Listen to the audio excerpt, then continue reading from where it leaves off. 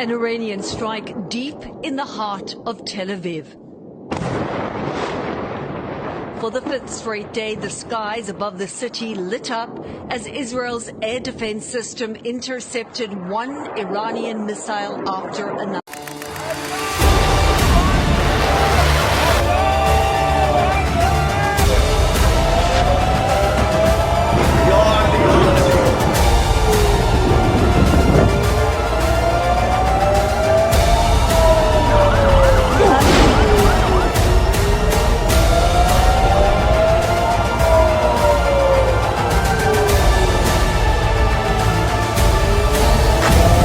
حسيت معوض، يعني انا عم صور لك العبقى بالشارع كله.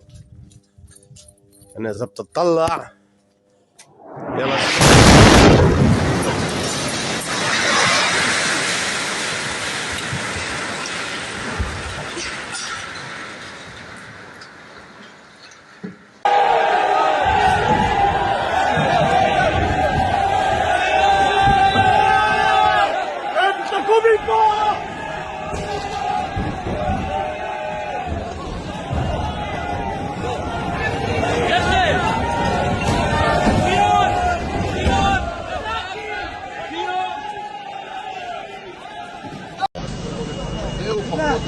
עכשיו אפשר לראות ממש בבירור את הבור. ברוך השם סיימנו. הנה הכוחות עדיין כאן, אבל כרגע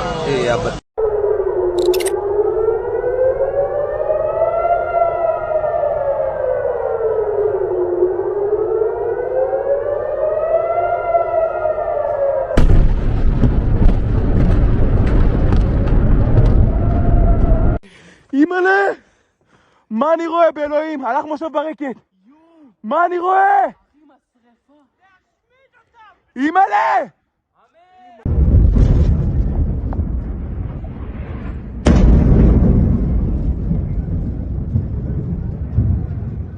Bəli, salam əziz və hörmətli bacı və qardaşlarımız.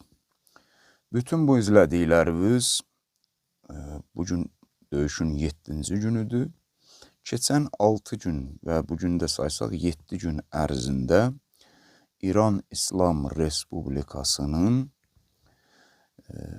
Qərb və Siyonist cəbhəsi başda Amerika olmaqla qüvvələrinin, dəniz qüvvələri və hava qüvvələrinin başına gətirdiyi və kəşfiyyat qüvvələrinin başına gətirdiyi oyunlardan və bəlalardan şiddətli senzuraya rəğmən bir balaca bir küncündən bucağından olan görüntülərdir.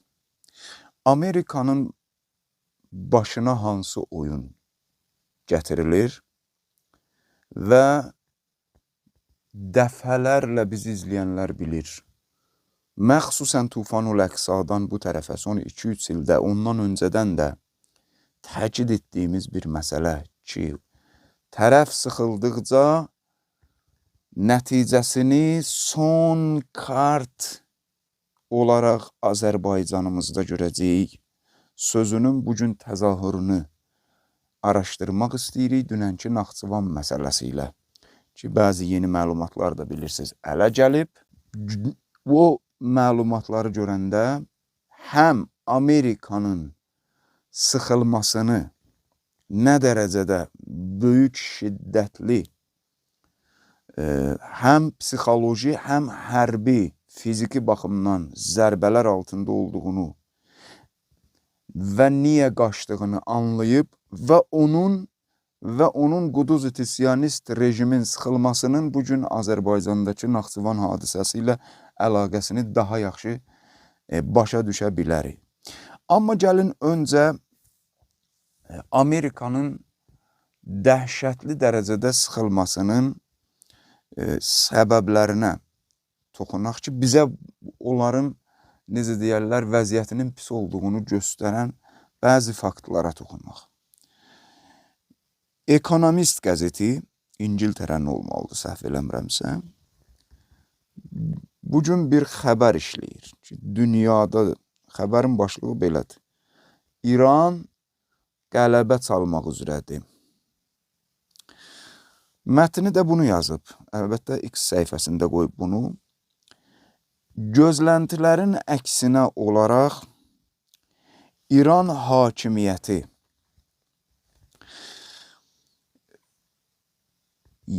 dağılmadı ki, heç, hətta hər tərəfli reaksiya göstərir Amerika və İsrailə və hər tərəfli öldürücü zərbələr vurur. Və bu vəziyyət Amerika və İsrail üçün yaxşı nəticələr gətirməyəcək. İran qələbə çalmaq üzrədir. General Mackenzie, bilirsiniz, Amerikanın böyük generallarındandır. Deyir, İran bir iş gördü ki, dünyanın Amerika barəsindəki hegemoniya təsəvvürünü dəyişdi. Mackenzie deyir ki, bütün dünya, hətta mən kimi general fikir eləmirdik ki, düşünmürdük ki, İran Amerika və İsrailin bütün gücü ilə etdiyi hücumunun qarşısında və ən önəmlisi Ayətullah Xameneyinin terror edilməsindən sonra 2 gündən artıq davam götürəcək. Məntəqədə deyir 50 ildən çox Amerika zəhmət çəkib 40-50 dənə baza yaradıb. Bütün bu zəhmətlər bazaların nabud olmasıyla havaya uçub. Mackenzie deyir. Əgər deyir cəhənnəm Amerikanın bu qədər bazası ki yerlə bir oldu, hətta bəzi bazalarını biz gördük, tamam elə bil ki asfalt olub. Deyir bu bazaların yerlə bir olunmasının müqabilində İran hökuməti devrilsəydi, dəyərdi. Təsəvvür edin ha. Bu söz 2 dənə ən azı bizə mesaj çatdırır. 1. Necə vəziyyəti ağırdı Amerikanın. Bunu General Mackenzie deyir. İkincisi, gör İran bunlar üçün nə boyda maneədir ki, trilyonlarla dollar xərc çəkib 50 ildən çox vaxtda bölgədə bazalar düzəldiblər. Onun getməyinə razıdır bütün bazaların nabud olmasına, İran hakimiyyətinin devrilməsinin müqabilində. Sonda bilirsiniz nə deyir Mackenzie? Deyir ki, bu döyüşdən sonra Amerikanın hegemoniyası bitəcək. Bu sözlər nədir əzizlər? Ekonomist deyir ki, İran qalib gəlmək üzrədir. Mackenzie deyir ki,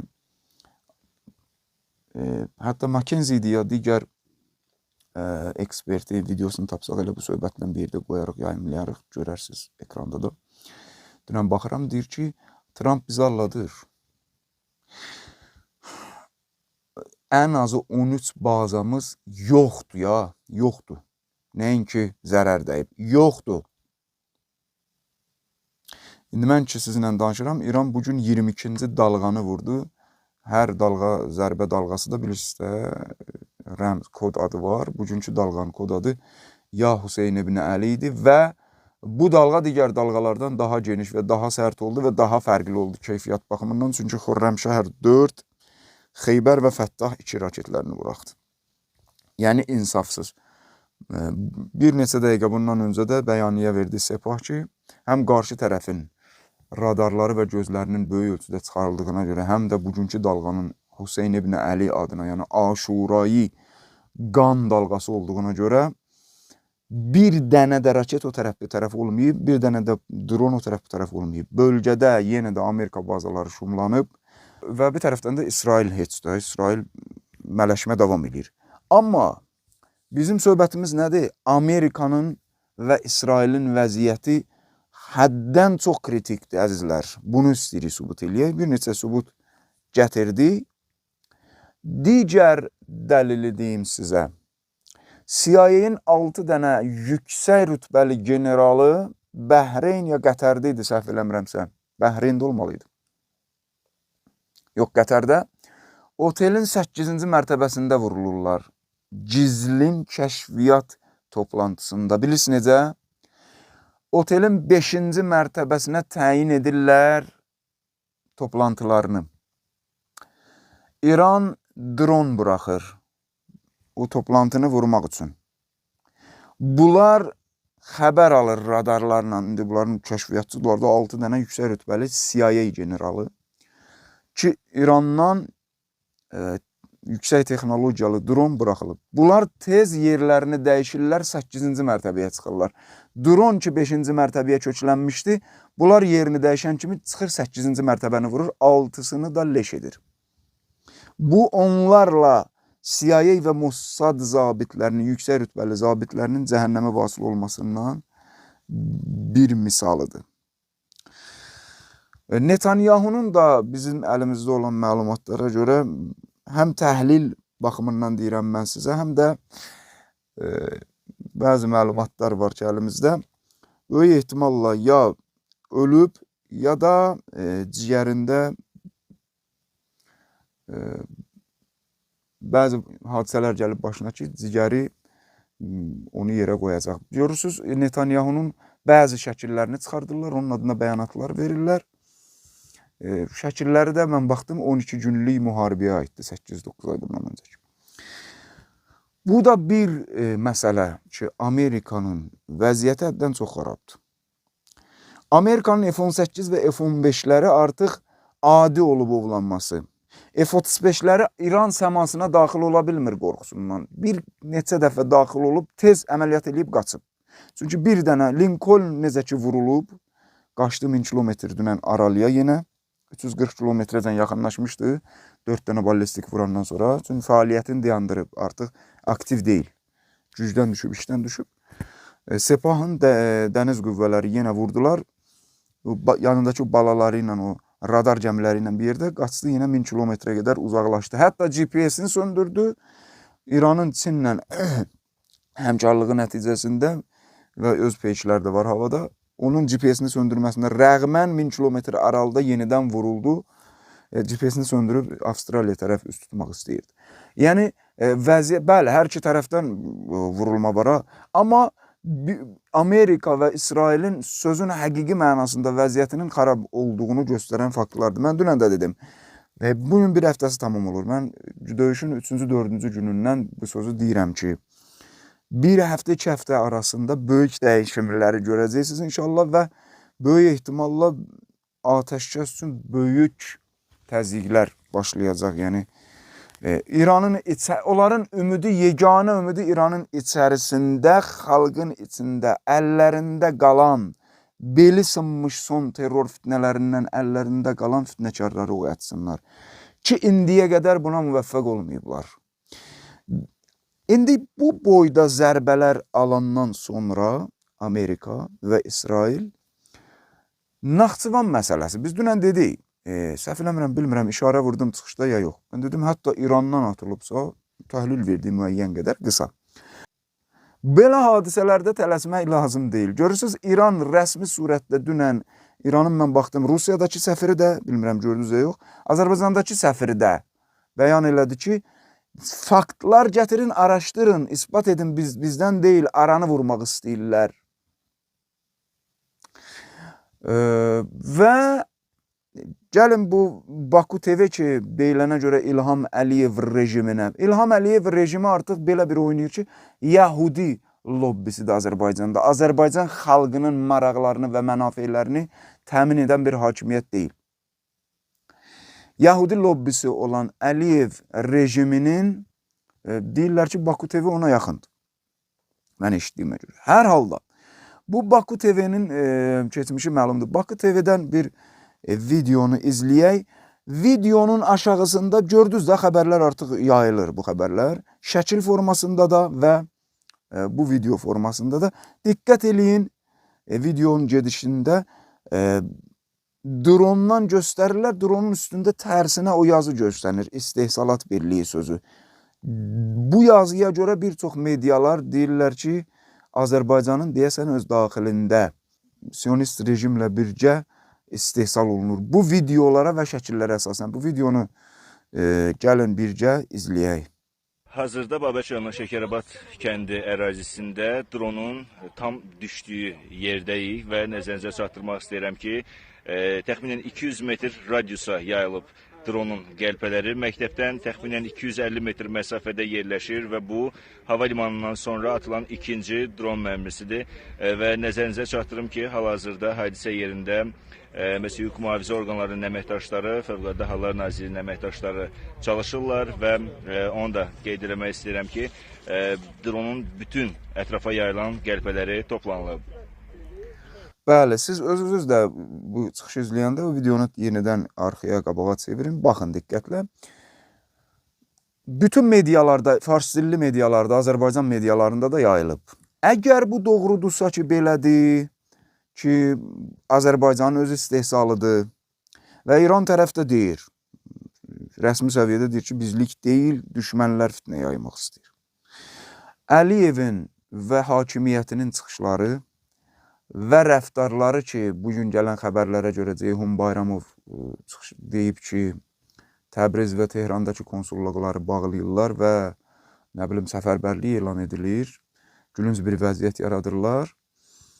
Əliyev rejimi üzrxahlıq gözləyirsə, biz demirik üzrxahlıq eləsin. Biz deyirik ki, əgər bu görüntülər doğrudursa və İran səfirliyi də bunu bəyan edirsə, onda səhv danışmışamı boyunlarına alacaqlarmı? Və əzizlər, əgər bu məsələlər doğrudursa ki, bu görüntülər çıxır ortaya, bunun üzərində, bu ehtimalın üzərində danışsaq, bizim yadımıza nəyi salır? Nə deyirdik həmişə? Son günlərə qədər nə deyirdik? 5 ildir bu sözü təkrarlayırıq. Qarabağ məsələsindən zul tərəfə 5 ildir, 6 ildir. Əzizlər, Əliyev rejimi siyonist lobbiçiliyini etməklə mənim xalqımın mənafeyini deyil, Epşteyndə kiçik balaca qız uşaqlarını təcavüz edən murdar Trumpın və bunkerlərdən başını çıxara bilməyən uşaq qatili murdar Netanyahunun mənafeyini bölgədə təmin edir. İki şeylə deyirdik. Bu dediyimiz bu hadisə Naxçıvan məsələsi ilə bu şey düzdürsə tamamilə açılır. Deyirdik, 2 dənə mənfəəti var Siyon rejimi və Amerikanın Əliyev əli ilə. 1. İran nə vaxt ki başı qarışır öz qərb tərəfinə, Kürdistan iqliminin terrorçularını vurur, İsrail tərəfə, İranın qərbidir hamısı. Oradakı işlərini həll etmək istəyir, Əliyev rejiminin səs-küyü qalxır. 3 il, 4 il bundan öncə rəisinin vaxtında, Allah rəhmət eləsin, burada qadın fitnəsi çıxartdılar, Məhsa Əmini fitnəsi, o vaxtda təhlil edirdik, bu təhlili vermişdik. Fitnənin 3-cü, 4-cü günündə terrorçu həşəratlarını Kürdistan iqlimindən daxil etmək istəyirdilər ki, birdən qəfil olaraq Sepahın kəşfiyyat bölmələri işlədi və Sepahın hava hücumu 10 gün yerlə yeksan elədi Kürdistan iqliminin gizləndiyi o terrorçuların yerlərini, 5000 ölü və yaralı verdilər. Həmin əməliyyatlar gedəndə İlham Əliyev başladı oradan. O qədər məcbur oldu, İlham Əliyev özü prezidentlik səviyyəsindən özünü aşağı salıb, başladı İrana qarşı qəribə çıxışlar eləməyə. İndi İran, əzizlər, bilirsiniz nə oxşayır vəziyyət? Baxın, mən bir misal vurum. Şir kaftar misalı vururduq, ha. Şiri mühasirəyə alırlar kaftarlar. Diqqət eləyin. Şir bu kaftarlardan bir ikisinin əsasın tutur ulğumunu keçirdir əlinə. Başlayır bunları boğmağa. Məsələn 2 dənəsini. O qıraqda qalan o balaca kaftarlardan bir ikisi şirə hücum eləyir. Niyə? Şirin diqqətini yayındırsın. Bu yaradılışın fəlsəfəsi belədir. Dünyada kim şir rolunu oynayır, bütün aləm gördü. Kim kaftar rolunu oynayır və balaca quduz kaftar rolunu oynayır, dünya görür. Dünya görür. Bu təhqir deyil ha. Hər kəs özünü hansı obrazda aparırsa o obrazla tanınır. İndi İran xirtdəyini yaxşı tutub Amerika və Siyonist rejiminin. Harda? Öz qərbində və cənubunda və cənub qərbində. Fars körfəzində, Ərəb ölkələri, Kuveyt, Bəhreyn, Birləşmiş Ərəb Əmirlikləri, Ərəbistan, bəzən Oman, Qətər, bu torpaqlar və qərbində İraqı əlinə keçirdib işini görür. Siyonist rejimi vurur. İordaniyanın kralı qaçmışdı o gün. Bilmirəm, qayıdıb qayıtmayıb. Yəni bir 10 dənə yerdə Amerika və Siyonist rejimin xirtdəyini, ulğumunu keçirdib əlinə. Və dünən mən sizə dedim, 17.500 Amerika əskəri qaçıb, hərbiçiləri qaçıb. İndi dünən gecə mənim o çıxışımdan sonra Pentagon bəyanat verdi ki, 20.000-i qayıdıb. Qaçıblar. 1000-dən çox da itkisi var ən azı. Və Amerikanın bazaları tamam asfalta dönüb. Səfirliklərini boşaldır. İranın xətti budur. 1. Amerika tez qaçsın bölgədən və bacardığı qədər Amerikadan ağır tələfat alır və alacaq da inşallah. 2. Bölgədə neft qaz böhranı ki, bütün dünyanı özünə məşğul edib, Türkiyədə 4 bərabər qalxıb, benzin, Avropa və Amerikada 2 qat qalxıb,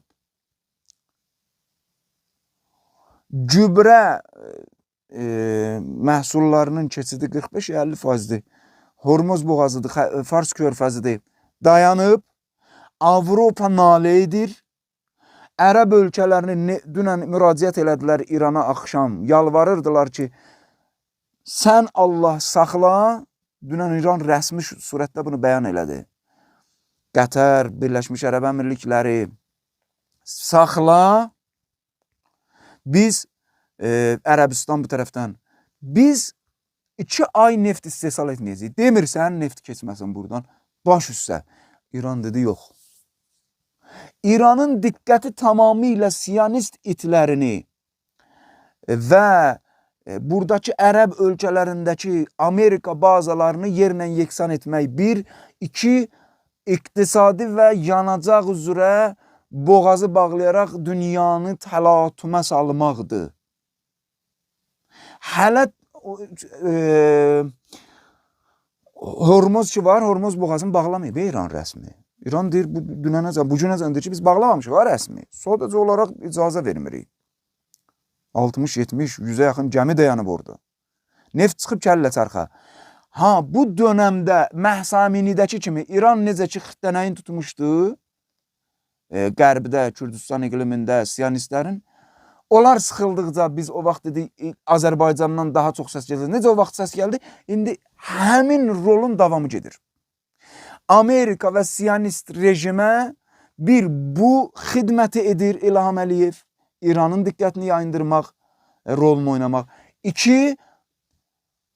Xalqımız ki, İran xalqı ilə eyni köklü olub tarixi baxımından, iqtisadi əlaqələr baxımından İrandan çox böyük kömək alıblar. Qardaş dedikləri, xiyanət elədiyi dönəmlərdə sərhədlərini açıblar. Və milli və məzhəbi xalqımızın 85-90% İran İslam Respublikası ilə, İranla bir kökənlidir.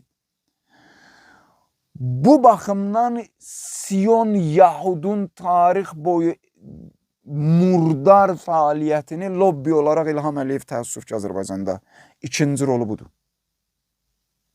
Qardaş qırdırsın. Oğuz və Xəzrəc qəbilələrini gedin, baxın tarixdə. Peyğəmbərdən sonra, Peyğəmbər İslam hakimiyyətində qurandan sonra Bəni Qureyzə, Bəni Qenqa, bəzi Bəni Nəzir, bu Yahud fasik tayfaları gördülər, əlləri üzülür Mədinənin nemətlərindən, Məkkədən. Oğuz və Xəzrəc ən böyük, bilirsə, ərəblərdə qəbilə yaşayış olub. Oğuz və Xəzrəc qəbilələrini salırdı bir-birinin canına gedib. Oradan mənfəət çıxardırdı. Əbu Sufyanı belə qızışdırdılar Xəndək döyüşündə. Əhzab yəni qoşunları göndərdilər. Amma nə oldu? Əhzab, indi bugün Amerika Əhzab qoşunlarla gəldi. İndi dişləri sınıb qaçmaq istəyirlər. 20 mini qaçıb. Amerikanın bugün məhv olmaq üzrə olduğunu və biyabır olduğunu göstərən digər faktı deyim sizə. Bilmirəm bizim medialar göstərdi ya yox. Yenə Türkiyədə bəzi insaflı medialar var. Ulusal media falan. Hətta Türkiyənin bəyənmədiyimiz bəzi mediaları görsədir. Təl Əviv nə gündədir. Heç olmasa üçüncündən bucağından görsədir. Senzura yoxdur. Bilmirəm bizim medialar deyir ya yox. Trump bilirsiniz nə hala qalıb? Radarları o qədər artıq hava hücumundan müdafiə sistemləri məhv olub ki, Cənubi Koreyaya verdiyi hava sistemlərini Cənubi Koreyadan alır. Qaytarır ki, mənim quduz itim vəziyyəti yaxşı deyil. Tamam gücünü qoyub İsraili qorumaq üçün öz bazalarından qaçır, deyir cəhənnəm. Trump'ın vəziyyətinin xarab olduğunu bilmək istəyirsiniz. Xalqımız Zelenski, Allahın Zelenskisindən kömək istəyib. Ərəblərlə bir-birini söyür. Trump buradan ərəbləri təhqir edir Trump'ın hökuməti ki, kül bunların başına. Bunlar nə gündədir? Bunlar bizim mənafelərimizi qoruyanmədi. Ərəblər də onlar qayıdır Trump'a deyir ha. Deyir kül sənin başına ki, biz hər şeyimizi, əmniyyətimizi, təhlükəsizliyimizi gəlib bizi sağırdın. Axırınıza və gəldin 2 trilyon dollar 3-4 dənə biz ərəb inəklərindən götürdün, getdin. İndi bizi sağırdın, çıxıb getmişdin. İndi bizi nəyin müqabilində sağırdın? Qorxma, Yəməndən qoruyacam, İrandan qoruyacam sizi. Sən bizim ölkəmizdə olan bazaları qoruya bilmədin, yerlə yeksan oldu. CIA-nin ən gizlin kəşfiyyat orqanlarını limanlarda vurdular. Bayaq bir misalını dedim, otellərimizdə vurdular. Otelin foyesində izləyib vurublar. İran hardan vurur bunları? Sən öz nə kəşfiyyatçılar, nə Mossadın kəşfiyyatçılarını yoxa çıxır bir-bir. Nədir o? Qıbrısda, Kipirdə dünən 2 dənə Mossadın kəşfiyyatçısı yoxa çıxıb. Sən bunları qoruya bilmirsən. Ərəblər də Trump'a elə gələ yüzar eləyir. Trump'ın vəziyyəti bu cür ağırdır. Biz də yenə də qaydıram o sözümə. Dəfələrlə demişdik. Naxçıvan məsələsi bu oyunların başlanğıcındandır. Yadınıza gəlir, deyirdik, sıxıldıqca hətta lazım olsa bizim balalardan vuracaqlar, hərbi adı ilə deyəcəklər ki, İran eləyib.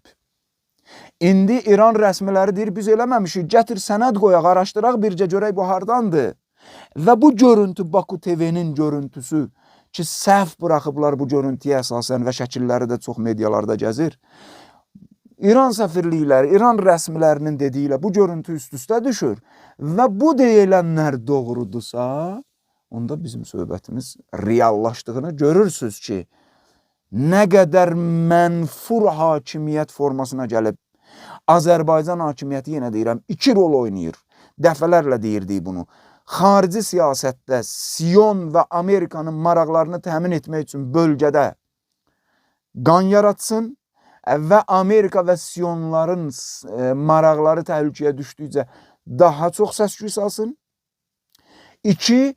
Daxili siyasətdə xalqı və xalqın balalarını müxtəlif formalarda zehni və fiziki terrorlarla Epstein dosyası və Epsteinin qurbanlığına çevirsin.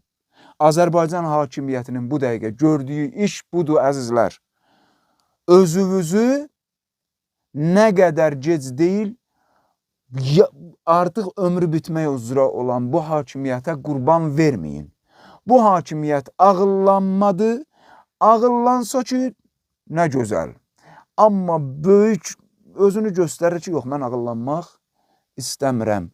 Bu özünü yandırdıqca xalqı çox böyük faciəyə tərəf sürükləyir.